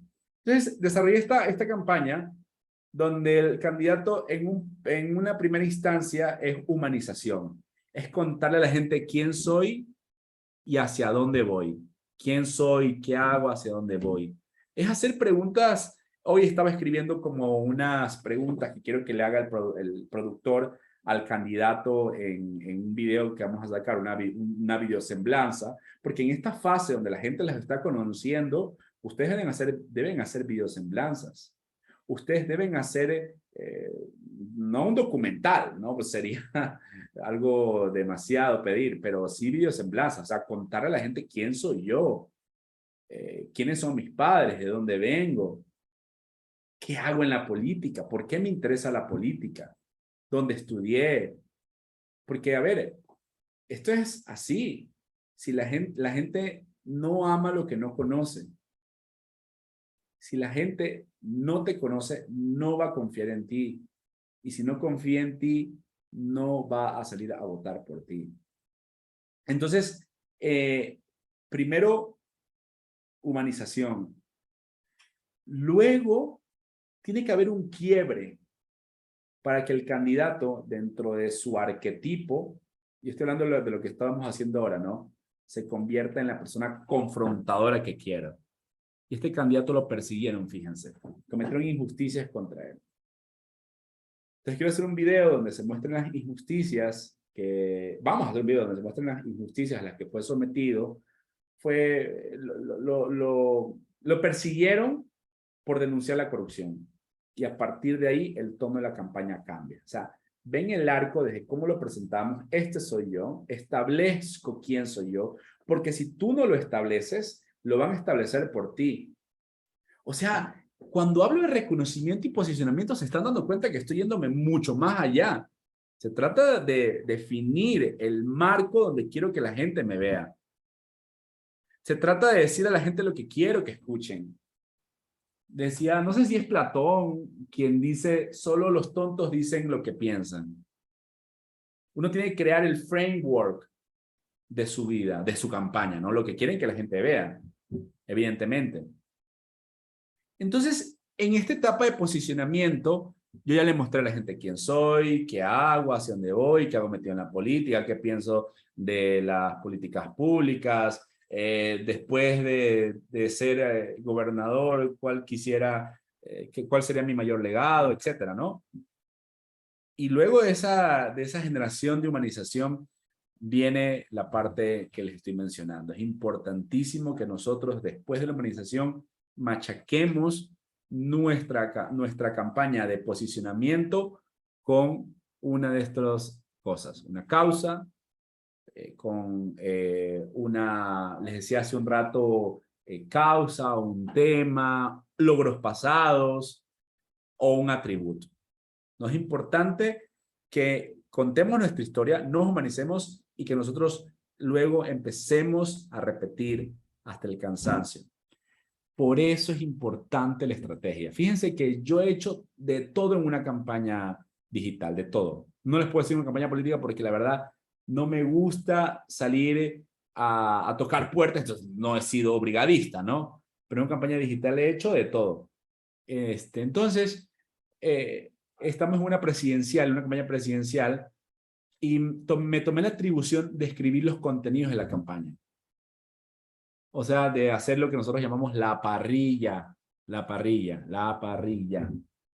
Entonces me di cuenta de algo increíblemente importante. Y es que si un redactor de los copies, de lo que la gente va a leer, no tiene claro qué es lo que yo quiero posicionar en la opinión pública, va a ser una mezcolanza. O sea, suena fácil decirles a ustedes ahorita, tienen que posicionar, tienen que repetir el nombre. Lo complejo es llevar eso a la acción, que baje hacia las estructuras de la campaña. Por eso es importante la estrategia, que la estrategia no tiene que ser un choro de 100,000 páginas, por si acaso. La estrategia debe caber en media cuartilla. Esto es lo que voy a hacer y así y todo el mundo debe apegarse a ese plan. La estrategia tiene que ser sencilla. Entonces, cuando tengo una estrategia sencilla, básicamente todo el mundo sabe lo que tengo que hacer, cuál va a ser el posicionamiento deseado. Por ejemplo, les pongo el ejemplo más sencillo, pero a la vez más complejo de la historia de la comunicación política. La campaña del 92 de Bill Clinton versus George Bush padre. George Bush tenía todo para ganar, pero todo, si no había forma de perder. No había forma que George Bush pierda. Venía de ser vicepresidente, venía de ser director de la CIA, venía de ser héroe de guerra. Venía de ganar como presidente 2 guerras, además, la del Golfo y la de Panamá. Entonces se enfrenta con el gobernador de Tlaxcala, hagan de cuenta, ¿no? Un gobernador desconocido de un estado que no pintaba en el escenario nacional. En ese gobernador era Bill Clinton. gobernador de Arkansas. ¿Cómo demonios ganas? Hasta que James Carville, que era el asesor de esa campaña, se hartó un día, estaba enojado, furioso, y en el cuarto de guerra en Arkansas puso, primero, a ver, esta es la estrategia. No quiero que todos sigan estos 3 preceptos. Olvídense del resto. Primero, más de lo mismo. Segundo, recordar la seguridad social. Tercero, is the economy stupid. Básicamente en esas 3 líneas habló de posicionamiento, habló de discurso y habló de imagen. Y discurso, la economía. Posicionamiento, ser original. Más de lo mismo, hablaba de que no vamos a hacer más de lo mismo. A eso se refería. Una estrategia tiene que ser sencilla. El plan debe ser un poquito, o el plan operativo debe ser un poquito más complejo, ¿no? Para saber cuáles van a ser nuestras salidas, cuál van a ser nuestros mix de medios. Porque además, cuando yo tengo un buen posicionamiento, a mí lo que me interesa es que la gente hable de mí. Yo no quiero que yo hablar de mí, que lo tengo que hacer en la etapa de reconocimiento, pero en la etapa de posicionamiento la gente debe hablar de mí. La gente debe reconocerme por un atributo, debe reconocerme por una causa, debe reconocerme por un tema en particular. La gente debe reconocerme. La gente. Por eso cuando yo voy, yo lo vivo todos los días, me dedico a esto. Yo no, créanmelo, tengo, voy a hacer un poquito auto referencial, pero pues, nosotros tenemos inversiones en bienes raíces y ya. Pero nosotros, mi esposo y yo vivimos de lo que tiene que ver, en mi caso, de las campañas políticas. Yo me dedico todo el tiempo a las campañas y lo veo. Veo cuando un candidato sale y no lo conoce nadie, pues el evento, la campaña es desabrida, ¿saben? Es como que la gente, sí, ahí está, ¿quién? ¿Cómo te llama? ¿Cómo se llama él?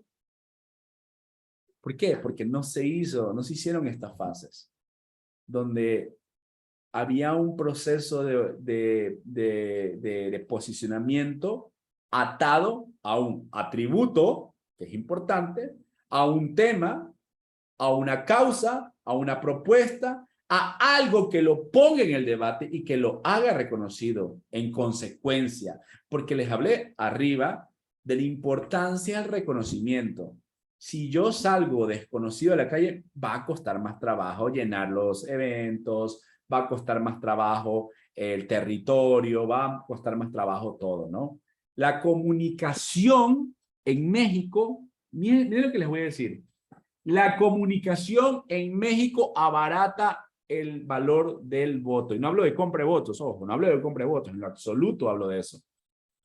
Sino que la movilización natural que uno tiene que tener en el día de invitar a la gente a votar, etcétera, cuando tú tienes una buena comunicación, una comunicación robusta, abarata esa movilización. Si no te conoce nadie, si no tienes posicionamiento, si no hay razones sólidas para votar por ti, madre mía, qué caro te va a salir. Entonces, ¿cómo vamos de tiempo? Vamos bien, nos quedan, voy a hablar 20 minutos más y de ahí vamos a hacer preguntas y respuestas, ¿no? No quiero que esto sea un monólogo.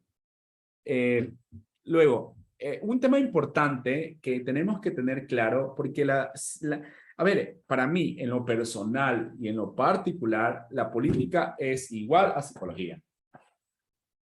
¿Por qué razón?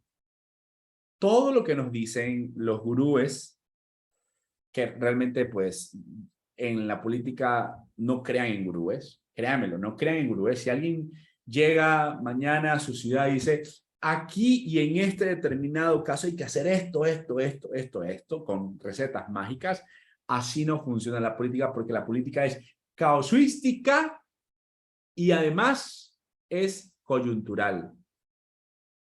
Casuística y coyuntural. ¿Qué quiere decir casuística? Que responde a los momentos, responde a las situaciones, no responde a fórmulas mágicas.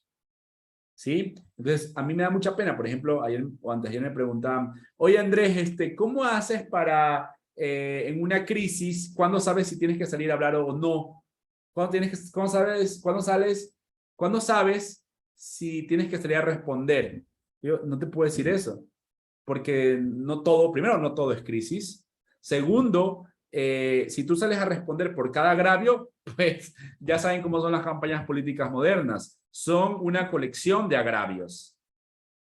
Entonces, si sales a responder porque una granja de bots te atacó o porque un periodicucho que nadie lee sacó algo en contra tuya, si vas a mantenerte así, saliendo a responder, tu campaña se va a volver reactiva, vas a perder el timón del mensaje y vas a estar de arrastre, ¿no? Te van a ir arrastrando a ti.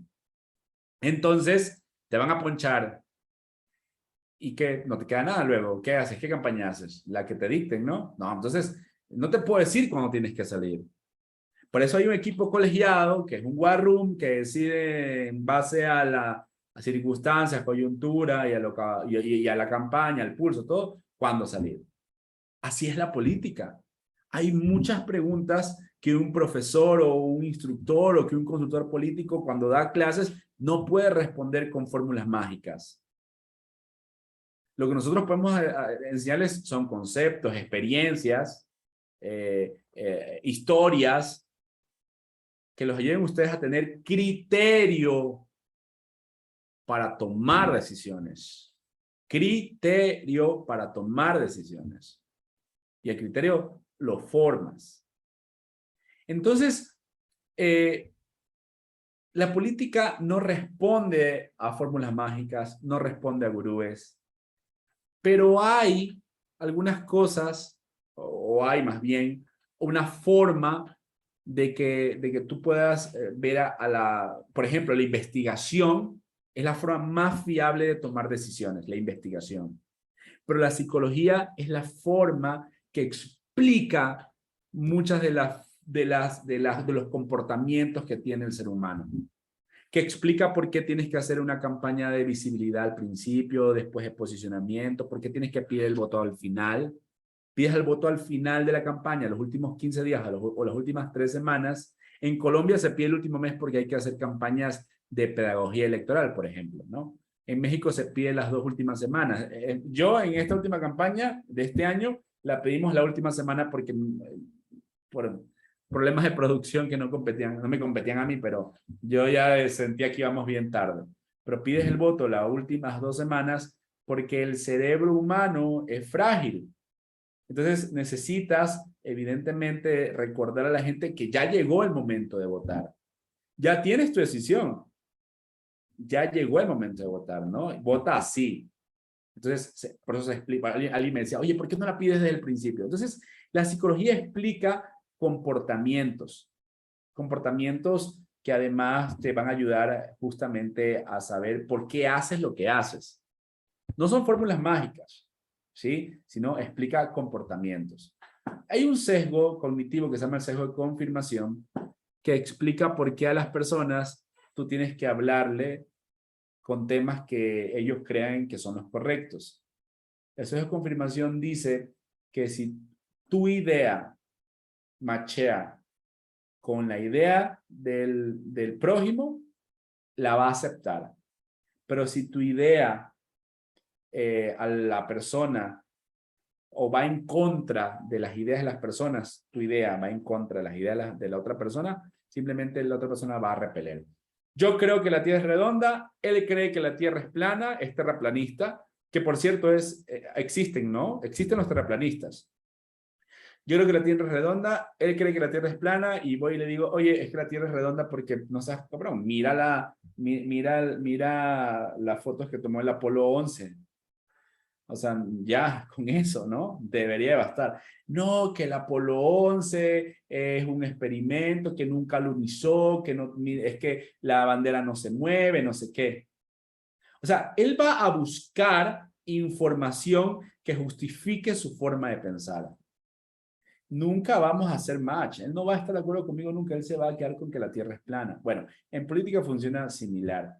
Si yo voy a las personas y les hablo acerca digamos que el tema de la elección es la economía. Y yo les hablo de que, bueno, pues les quiero hablar de tecnología. Sí, es cierto, mucha gente va a estar de acuerdo conmigo que la tecnología es importante, pero la gente va a decir, más importante es mi economía. Entonces, esa idea imperante en el ser humano, en la sociedad, hace que si yo voy con el tema adecuado, automáticamente la gente compre mi idea. La compre, porque se da el sesgo de confirmación, es el match de ideas. Definitivamente, si yo hablo de tecnología, la gente me va a escuchar, pero la gente me va a oír, pero no me va a escuchar. Si yo a alguien le digo, sé cómo sacarte de la pobreza, sé cómo sacarte de la miseria en la que vives, te voy a enseñar a ser feliz con la siguiente frase que yo diga. Todo el mundo se queda como, ah, cabrón, eso sí me interesa, ¿no? ¿Por qué no quiere ser feliz? Imagínense, eso pasa en una campaña política. Básicamente la gente espera escuchar que el político le dé certidumbre a través del mensaje. Por eso empecé diciéndole, el mensaje es fundamental. Hay que conectar con el elector. ¿A través de qué? De sus necesidades. Hay que descubrirlas, hay que investigarlas, hay que medir todo lo que se dice, evidentemente. Bueno, yo descubrí que para ser feliz, sobre todo en el matrimonio, uno tiene que decidir entre ser feliz o tener la razón. Yo decidí ser feliz. Entonces, bueno, un chistolín para animar ya los últimos 17 minutos de charla. Y bueno, podríamos hacer, ya hicimos el ejercicio, ¿no? Cómo la gente me percibe. Hablamos ya de que el posicionamiento implica asimilar en mi imagen pública la causa, ¿cómo se llama? El atributo, el tema, algún tema en el debate, algo que aparte tenga match con las personas, ¿no? O sea, a la gente le debe interesar el tema, la causa, mi atributo. Fíjense, yo estaba leyendo unas investigaciones de Guatemala, y en Guatemala la gente hoy estaría dispuesta a tener un homicidio, iba a decir, un tirano como presidente, con tal de que la liberen de la delincuencia y del caos. Entonces, es interesante cómo cuando tú investigas, puedes dar con el deseo y el pensamiento reprimido de las personas. Por eso sirve la investigación, para encontrar lo que la gente piensa. Y la investigación cuantitativa me permite a mí ver cuántas personas están de acuerdo, por ejemplo, ¿no? con tal ley. Pero los grupos de enfoque me permiten saber por qué esa persona está de acuerdo con una ley determinada, por ejemplo. De ahí la importancia de tener encuestas domiciliarias, cuantitativas, y grupos de enfoque que sean mucho más profundos en el análisis. Porque yo tengo que encontrar un tema que conecte con las personas. Ese es la base fundamental, el mensaje, recuerden. Bueno, esto ya hablé, ¿no? Una buena forma de darse a conocer y de posicionarse a través de, por ejemplo, un discurso nuevo, un rostro fresco, siempre se va a posicionar mejor. Algo diferente en contenidos. Hoy TikTok, créanmelo, TikTok es lo de hoy. Otro ejercicio de posicionamiento que podríamos hacer es dónde ustedes creen que están ahora mismo, ¿no? ¿Dónde están hoy como profesionales? ¿Y hacia dónde van? Y de hecho, eso es lo que resuelve la estrategia, ¿no? La estrategia te dice, estoy en A, pero quiero llegar a B. ¿Qué tengo que hacer para llegar de A a B? Esa es la táctica, ¿no? La estrategia es todo el plan. Hoy, si ustedes quisieran trazarse una estrategia de marca personal para hacerse más conocidos como profesionales, políticos, etcétera, deberían de preguntarse dónde están ahora mismo y hacia dónde quieren ir. Ah, es que yo quiero ser gobernador en 10 años. Ok, ¿dónde estás ahora? ¿Y cuál es tu camino a seguir? Y les cuento otra. Kasparov, un famosísimo ajedrecista ruso, dice que cuando tú tienes un ideal muy grande o quieres posicionarte de alguna manera muy importante en la vida, te visualices donde ya quieres estar y empieces de atrás o de adelante hacia atrás. O sea, desde, yo quiero ser presidente, ok, ¿qué tengo que hacer? ¿Qué tengo que hacer para que eso suceda? Tengo que, antes de ser presidente, ir a elecciones, antes de ser elecciones, tienen que nombrarme, tengo que ser reconocido. ¿Qué tengo que hacer? Es una buena forma, Gary Kasparov, para poder generar una buena estrategia para llegar a donde quiere estar. Hoy les pregunto dónde están ahora mismo y hacia dónde quieren llevar su imagen. De esto ya hablamos, ya estoy en la parte del repaso, para que primero, para que recuerden que nadie ama lo que no conoce. Entonces, es importante el reconocimiento. Y luego, para elegir el concepto de posicionamiento, es importante las mediciones. Si tienen la oportunidad de medir, midan. Si tienen la capacidad de hacer listening, hagan listening. Lo que sea data, sirve. Ahora, una vez que tienen la data, ya ustedes pueden determinar cuál va a ser el posicionamiento, porque la data les va a permitir saber lo que la gente quiere, cómo construir un líder, qué es lo que la gente espera de un líder. Hay una perspectiva, hay una aspiración de cambio grande. Ah, sí, entonces yo debo representar el cambio que la gente quiere. ¿Y qué es lo que la gente quiere en ese cambio? Ah, un líder fresco, limpio. Ah, entonces yo tengo que ser ese líder fresco y limpio. Entonces lo que tengo que determinar es qué voy a decir, mensaje. Luego, ¿cómo voy a decirlo? Comunicación humana, que es lo que hablé muchísimo el día de hoy. ¿En dónde voy a decirlo? A través de los mix de medios. Recuerden que tan importante como el mensaje, inclusive, es tener una buena distribución para que el mensaje llegue a todos lados. Porque puedo tener los dibujos, los videos, las caricaturas más hermosas del planeta en una página creada por un artista, pero si nadie me conoce, no estoy pautando, nadie me va a ver. Luego, si lo llevamos esto a digital, hay 4 redes principales: Facebook, Instagram, Twitter y TikTok. Es importante que ustedes creen un plan de contenidos que sea sólido y consistente con la imagen que quieren proyectar. Recuerden repetir el mensaje una y otra vez. Recuerden tener pauta. Recuerden concentrar el mensaje en un tema muy específico. El posicionamiento debe ser claro. Acuérdense que la gente odia lo complejo y eso los va a llevar a tener un buen posicionamiento. ¿Quién fue el primer hombre que llegó a la luna? Les pregunto. A ver, cuéntenme.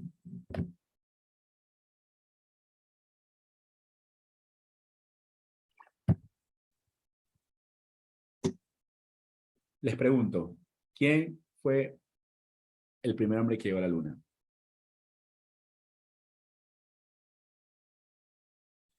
A ver, Aide, Álvaro, Ana Lilia.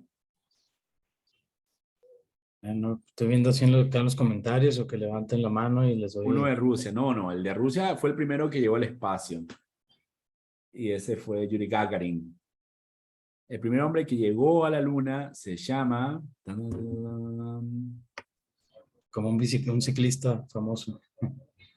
Yo no leo. A ver, ¿cómo se llama? Ah, como un ciclista famoso. Es Neil Armstrong, ¿no? Sí. ¿Quién está hablando? Felipe. Ah, no se vale, Felipe, no se vale. Ok. El segundo hombre que llegó a la luna, ¿cómo se llama? El segundo hombre. Eso, pues imagínate, no sabemos el primero, el segundo, evidentemente no vamos a saber. ¿Qué quiero demostrar con este ejemplo? Lo que quiero demostrar es que cuando tú impones la narrativa e impones un tema y eres el primero, la gente te va a recordar. ¿Por qué recuerdan a Bill Clinton? ¿Se acuerdan que les dije que le iba a preguntar esto? ¿Por qué recuerdan a Bill Clinton? A ver, cuéntenme. A eso sí espero que se acuerden, ¿no? ¿Por qué lo recuerdan?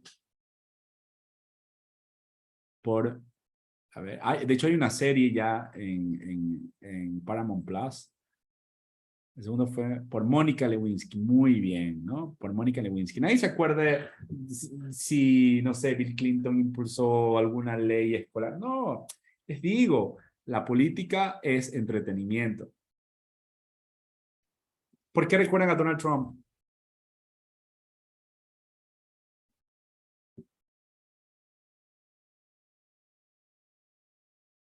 Por arrogante. ¿Por qué más? Por la ley anti-inmigrantes. Y el muro, ¿no? El muro. Por sus políticas anti-inmigrantes. no es caballero. Si se dan cuenta, el tema él fijó esa imagen del muro en nosotros y la gente lo recuerda por arrogante, por no ser caballero, por ser déspota, por un montón de cosas que no tienen nada que ver con la política. Y es que la verdad es lamentable, pero la política hoy se ha convertido en una atracción, ¿no? Y yo lo entiendo, por eso trato de humanizar siempre a mis clientes. Y para terminar, recuerden que las personas digieren las ideas, ¿sí? No puedo yo... Hoy los bombardeé porque son 2 horas, ¿no? Los bombardeé de información. Pero si se dan cuenta, ustedes se van a quedar con 2 o 3 ideas. Algunos se van a quedar ¿con qué ideas se quedan de hoy? A ver, cuéntenme. Quiero ver cuál es la idea que más se repite. ¿Con qué ideas se quedan de hoy? ¿Con qué ideas se quedan de hoy? ¿Qué idea es la que más les ha llamado la atención en esta charla?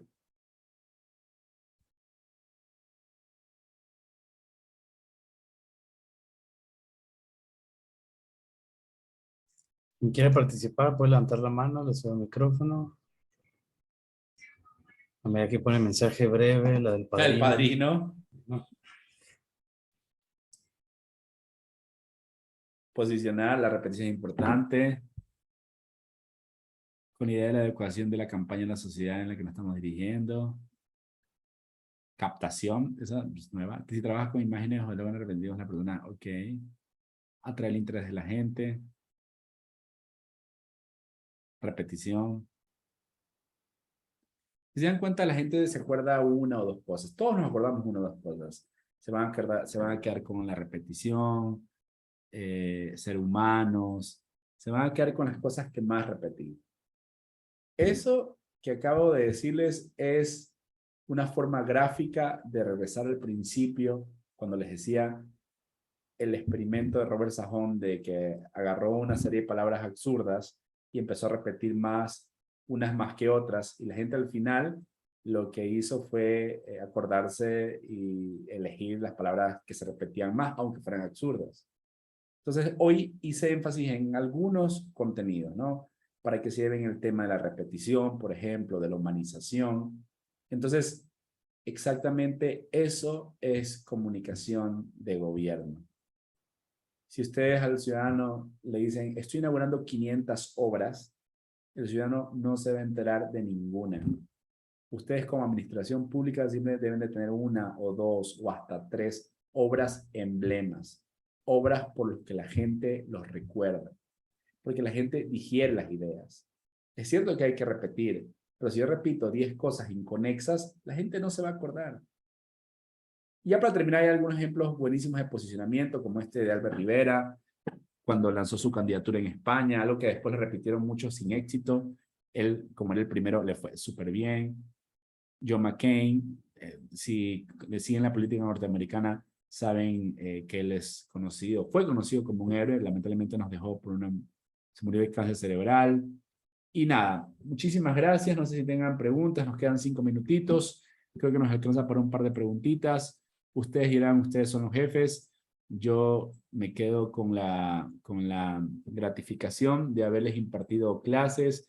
No te olvides, no se olviden de que me dijo Gladys, Felipe, que tenías que poner un mensajito, ¿no? En el grupo.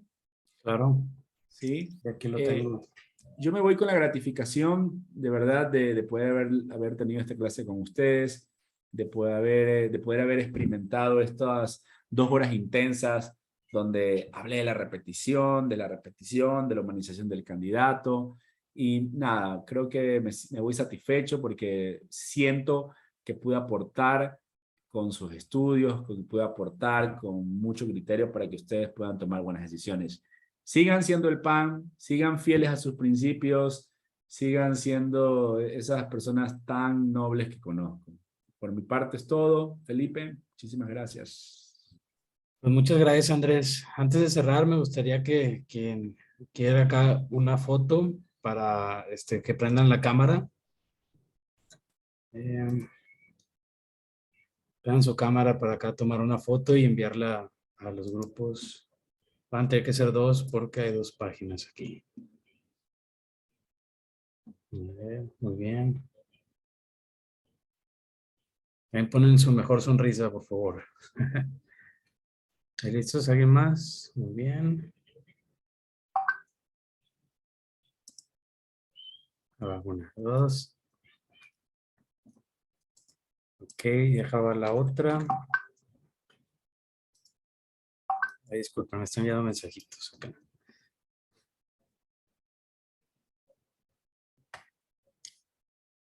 Listo. Muy bien, pues les agradecemos mucho a todos los participantes de la Escuela de Comunicación Política, al PAN por la confianza y oportunidad de formar parte de su proceso de capacitaciones, a Maricruz y a Ricardo de la Secretaría de Capacitación, a la presidenta del partido, Leonor Mejía, y a todo el equipo del partido que hizo este curso posible. Esperamos que sea el primero de muchos. Para nosotros es un honor y siempre un gusto colaborar con ustedes.